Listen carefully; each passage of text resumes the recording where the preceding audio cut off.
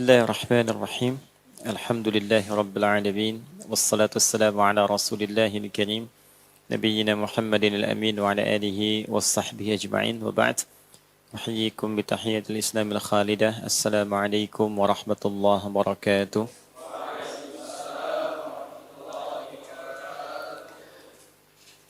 Kita mengawali perjumpaan kita di siang hari ini dengan bersyukur dan memuji Allah Subhanahu wa taala.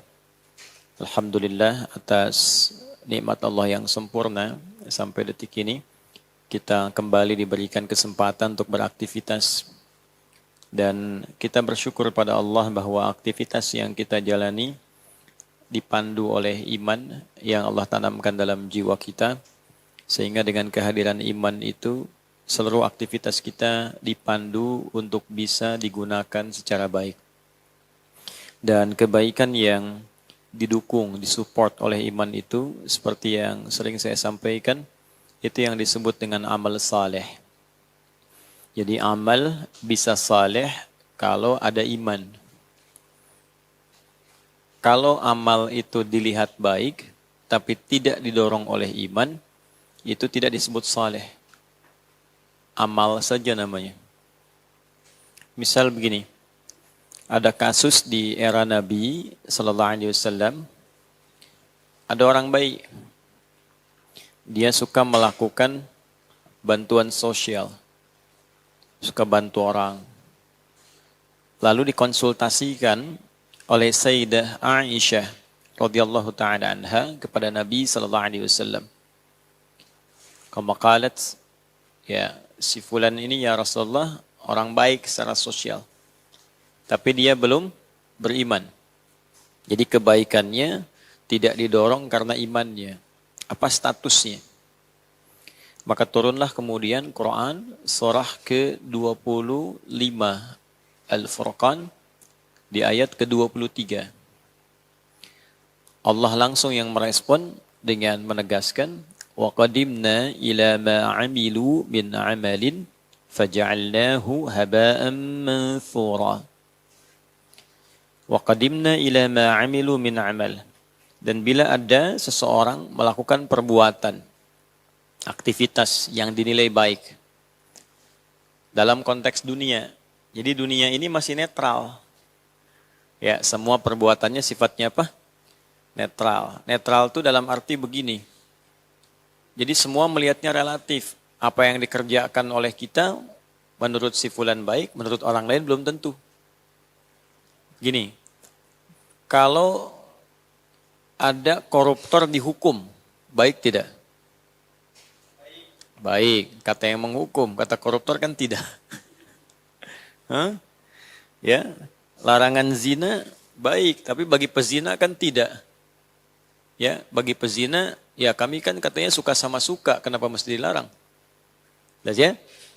Nah itu, semua yang terkait dengan aktivitas dunia itu bisa bersikap dan bersifat relatif. Dari pihak mana semua dipandang. Karena itu kalau kita menginginkan satu kebenaran mutlak, tidak ada sumbernya kecuali dari Allah. Nah satu kebenaran mutlak itu disebut hak namanya. Kalau relatif disebut dengan sidq. Di ilmu balaghah itu ada ma yahtamilu sidqa wal kadhib. Ya? Tapi kalau sudah hak itu pasti kebenarannya. Karena itu di Al-Quran surah kedua misalnya Al-Baqarah di ayat 147 Allah menegaskan Al-haqqu min rabbika fala takunanna minal mumtarin. Jadi semua kebenaran yang disandarkan kepada Allah itu sifatnya pasti benar, hak. Enggak ada celah salahnya dan tidak ada relatif lagi. Ya, tidak ada relatif lagi, enggak ada yang sifatnya nisbi, semua pasti benar.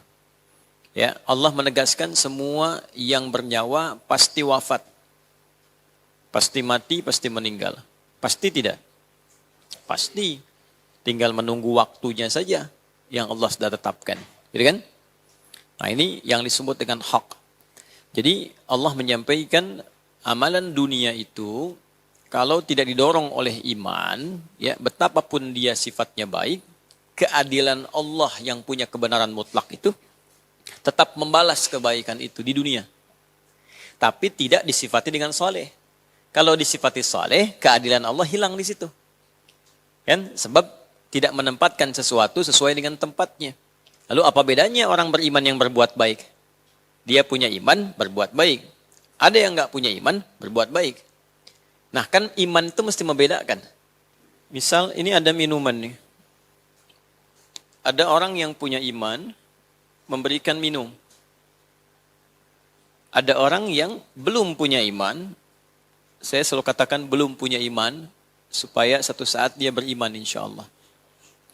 Dia juga memberi minum. Yang satu memberi minum karena imannya, yang satu memberikan minum karena dorongan kemanusiaannya. Dia ada fitrah kemanusiaan. Fitrah kemanusiaan itu cenderung mengajak manusia untuk mendekat pada kebenaran dan mengingkari keburukan. Jadi non-muslim pun pasti tidak suka dengan korupsi. Ya kan? Bahkan penipu pun nggak mau ditipu. Pencuri pun tidak mau dicuri, gitu ya. Nah, itu sudah fitrahnya. Nah, karena itu ketika seseorang itu berbuat baik dengan fitrah kemanusiaannya, kemudian ada yang berbuat baik dengan fitrah keimanannya, ini mesti ada perbedaan. Mesti ada pembeda. Kalau tidak ada pembeda, untuk apa ada iman? Nah, karena itu Al-Quran menyifati orang-orang yang berbuat baik atas dorongan imannya. Ya, dia memberi minum karena dorongan imannya. Tuntunan Al-Quran, tuntunan hadis yang ia pelajari menguatkan imannya. Imannya mengatakan mesti berbagi. Apa pembedaan pembaginya itu? Lillah, karena Allah.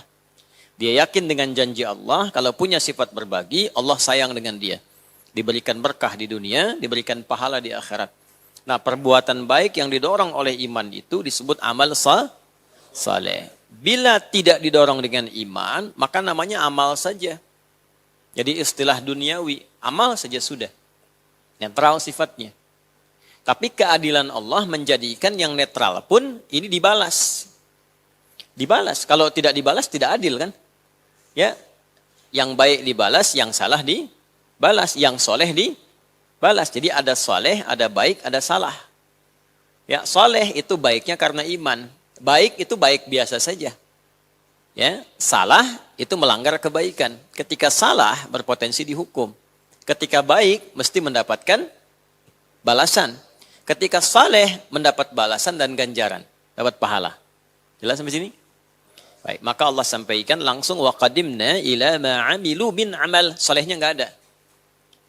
Ya, wa qadimna dan cepat aku jawab. Ila ma 'amilu min amal pada siapapun yang berbuat baik walaupun tanpa imannya. Jadi kalau ada orang manusia berbuat baik itu dibalas oleh Allah. Di mana? Di dunia. Nanti berlaku hukum dunia. Apa di antara hukum dunia? Misalnya kesenangan. La'ibun walahwun. Permainan dan kesenangan. Ketika ada orang berbuat baik, pasti orang senang. Sudah hukum. Perhatian misalnya. Ya, orang pasti akan perhatian. Kemudian juga terbuka akses. Ya, akses terbuka, pergaulan. Pasti gampang bergaul. Orang baik itu gampang bergaul. Orang baik aksesnya terbuka. Ya, itu hukum dunia yang berlaku. Tapi Allah mesti adil. Hukum dunia berlaku di mana? Di dunia. Di akhirat berlaku tidak? Tidak, Allah mesti adil. Akhirat pakai hukum akhirat. Dunia pakai hukum dunia. Karena hukum itu teorinya begini. Setiap berpindah tempat, maka berlaku hukum setempat. Ingat itu. Ya, setiap berpindah tempat, berlaku hukum setempat. Contoh begini. Kita sekarang di Indonesia. Uangnya pakai apa? Rupiah. Kalau pindah ke Malaysia, uangnya pakai apa? Ringgit. Pindah ke Amerika, uangnya pakai apa? Laku tak pakai rupiah? Tidak. Kenapa? Karena berpindah tempat. Ya kan? Nah, kita mau pakai hukum Indonesia di Amerika, bisa tidak? Tidak. Komunikasinya pakai bahasa apa? Bahasa Inggris. Ya. Sama di Bekasi dengan di Goa. Ada hukum-hukum setempat yang bisa berbeda. Toilet Goa dengan toilet Bekasi berbeda. Ya, karena mungkin gratis ini bayar gitu kan. Bisa jadi demikian. Harga makanan tidak sama. Ikan sana murah, di sini mahal. Ya kan? Tapi beberapa bagian bisa berbeda. Setiap tempat punya hukum tidak sama. Jadi bisa dibayangkan di dunia saja beda tempat hukum tak sama. Sekarang keluar dari dunia pengen hukum sama itu nggak mungkin. Ya, maka mesti ada pembeda di akhirat. Hukumnya apa? Hukum akhirat. Hukum akhirat mengatakan yang dihisab pertama kali berdasar imannya. Ya, kalau tidak ada iman tak punya nilai. Misal gini, debu itu punya nilai enggak debu? Punya. Kapan? Gimana cara kita mengetahui sesuatu punya nilai? Digunakan apalagi? Manfaat, apalagi benda itu kan sesuatu. Kapan punya nilai? Kalau diukur, ya, diukur. Ukuran itu ada dua nanti. Ada ukuran panjang, ukuran berat. Ya, emas itu nilainya berubah kalau ditimbang. 1 kilo dengan 1 gram sama tidak? Beda. Mahal mana? Kenapa bisa mahal? Karena punya ukuran, ada beratnya, betul kan? Baik, lain lagi misalnya. Tongkat yang 1 meter dengan yang 1/2 meter sama tidak? Apa yang membedakan? Ukuran panjangnya. Kalau ada ukuran, dia punya massa, punya beban, dia punya nilai. Sekarang debu punya nilai tidak? Punya. Kalau ditimbang, ya kan? Debu kumpulkan, ditimbang, ada nilainya? Ada, ya kan? Minimal pakai tayamum kan bisa ya? Kalau nempel kan bisa kan? Sekarang kalau debunya terbang itu, bisa ditimbang nggak? Bisa diukur? Tidak. Karena itu Al-Quran mengatakan di akhirat nanti amal-amal dunia itu nggak bisa ditimbang. Karena hukumnya berlaku hukum dunia. Di akhirat dinilainya pakai iman. Karena dia dikerjakan tidak menggunakan iman, tidak berlaku di akhirat seperti debu yang terbang. Faja'alnahu haba'an manthura. Jelas? Nah, itulah keadilan Allah. Jadi di dunia ini, orang-orang yang beramal baik, tidak didorong oleh imannya, tetap disebut amal, tetap diberikan oleh Allah dengan sifat adilnya balasan.